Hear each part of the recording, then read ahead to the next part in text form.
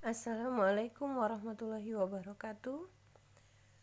Anak-anak, kembali kita ketemu lagi pembelajaran geografi dengan Ibu Wita. Kali ini kita akan membahas tentang wilayah dan pewilayahan dalam pembangunan nasional.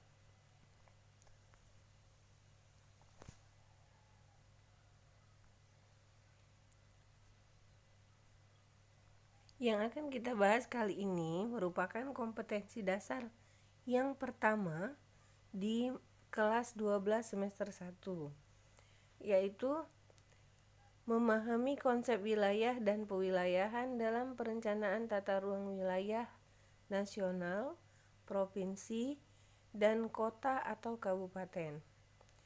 Pada kompetensi dasar keterampilan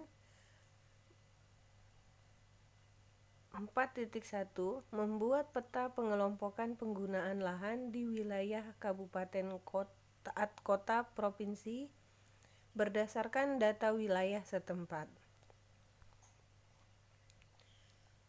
Ini kita sajikan peta konsep.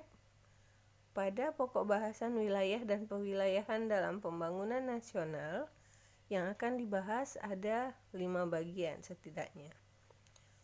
Silakan anak ibu lihat. Yang pertama kita akan membahas apa yang dimaksud dengan wilayah dan pewilayahan. Kemudian pusat pertumbuhan wilayah. Lalu kajian daya dukung untuk pembangunan wilayah. Yang berikutnya rencana tata ruang wilayah nasional, provinsi dan kota atau kabupaten. Dan terakhir pembangunan wilayah berkelanjutan. Baik, kita masuk pada bahasan yang pertama tentang wilayah dan pewilayahan. Apa yang dimaksud dengan wilayah? Di sini sudah Ibu tampilkan. Menurut Undang-Undang Nomor 26 Tahun 2007 tentang penataan ruang, yang dimaksud wilayah adalah ruang yang merupakan kesatuan geografis beserta segenap unsur yang terkait kepadanya, yang batas dan sistemnya ditentukan berdasarkan aspek administratif dan atau aspek fungsional.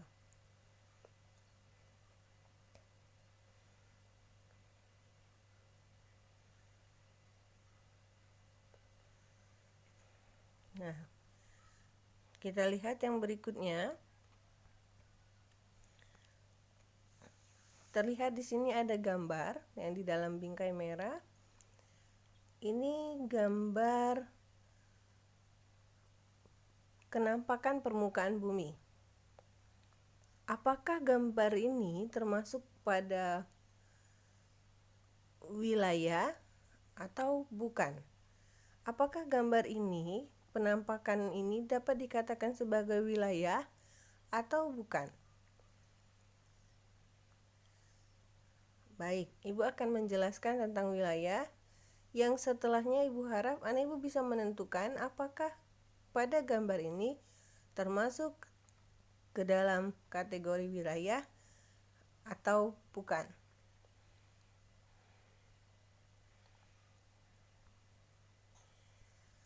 Kita bahas tentang tipe wilayah menurut Johnston. Ada 2. Yang pertama, wilayah formal. Wilayah formal disebut juga wilayah homogen. Wilayah formal memiliki beberapa faktor pembentuk. Faktor pembentuk ruang wilayah itu adalah fisik, sosial ekonomi, budaya, sistem sosial masyarakat, dan kondisi geografis. Contoh wilayah formal menurut Johnston, hutan jati. Hutan jati ini berarti wilayah yang bisa dikategorikan menurut faktor pembentuknya, yaitu faktor fisik. DAS. DAS ini singkatan dari daerah aliran sungai.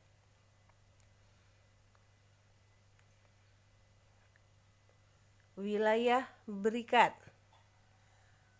dan lain sebagainya. Yang kedua adalah wilayah fungsional. Wilayah fungsional merupakan area geografis yang menampilkan keterkaitan fungsional tertentu dan didefinisikan berdasarkan kriteria tertentu. Wilayah fungsional menekankan pada perbedaan dua atau lebih bagian wilayah yang terpisah berdasarkan fungsinya, namun memiliki keterkaitan dan hubungan antara satu sama yang lain.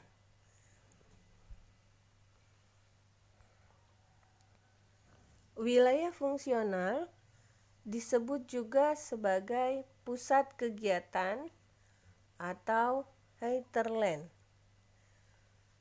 Contoh, jalur kereta api atau jalur transportasi kereta api, di mana jalur tersebut menghubungkan antara satu wilayah dengan wilayah yang lain, maka disebut sebagai wilayah fungsional.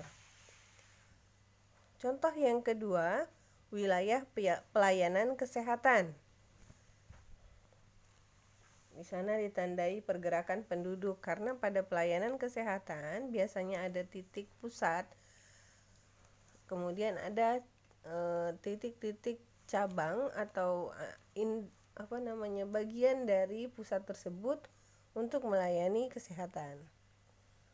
Misalnya dari rumah sakit, kemudian ada di sekitarnya puskesmas pembantu, nanti yang menginduk kepada rumah sakit, seperti itu. Pada peta tersebut, coba anak ibu lihat, ini contoh peta wilayah fungsional, contoh yang menunjukkan adanya wilayah fungsional. Pada peta ini dicontohkan wilayahnya yaitu wilayah pemasaran, di mana ada titik pusat pemasaran, kemudian ada daerah-daerah lain yang sebagai daerah pemasarannya, daerah sebaran pemasarannya. Coba anak ibu lihat, di situ ada tanda-tandanya, itu wilayah pemasaran yang dikasih simbol segitiga merah. Kemudian ada segitiga merah yang besar di daerah Pulau Jawa yang dilingkari tanda kuning, kemudian panahnya ke daerah-daerah lain, ke daerah Sumatera, daerah Kalimantan. Ini ya, yang dilingkari ini nah, yang dilingkari ini sebagai pusatnya.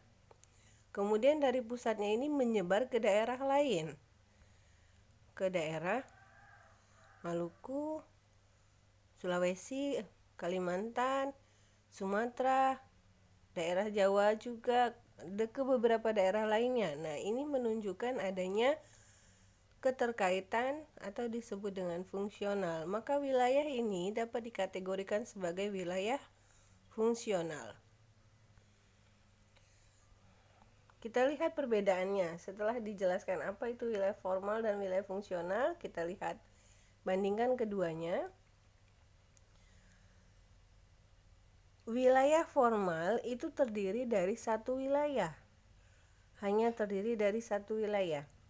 Sedangkan wilayah fungsional dapat terdiri dari beberapa wilayah, bisa mencakup beberapa wilayah. Atau dalam sederhananya, wilayah formal itu hanya mencakup satu daerah. Sedangkan wilayah fungsional itu bisa mencakup beberapa daerah. Perbedaan yang kedua, wilayah formal ditentukan dari kriteria yang ada di wilayah tersebut. Jadi, dilihat dari daerah itu ada apa, kriteria daerah tersebut itulah yang menjadi wilayahnya, sebutan wilayahnya. Sedangkan wilayah fungsional ditentukan berdasarkan fungsi pada wilayah-wilayah tersebut.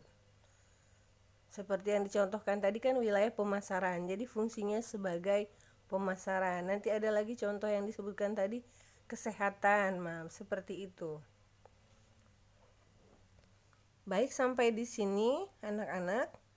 Pembahasan kita yang pertama tentang wilayah dan pewilayahan, khususnya ini tentang tipe wilayah menurut Johnston. Yang terakhir, Ibu mau coba anak Ibu amati ini, tentukan gambar ini termasuk kepada tipe wilayah yang mana. Baik, selamat mengerjakan. Assalamualaikum warahmatullahi wabarakatuh.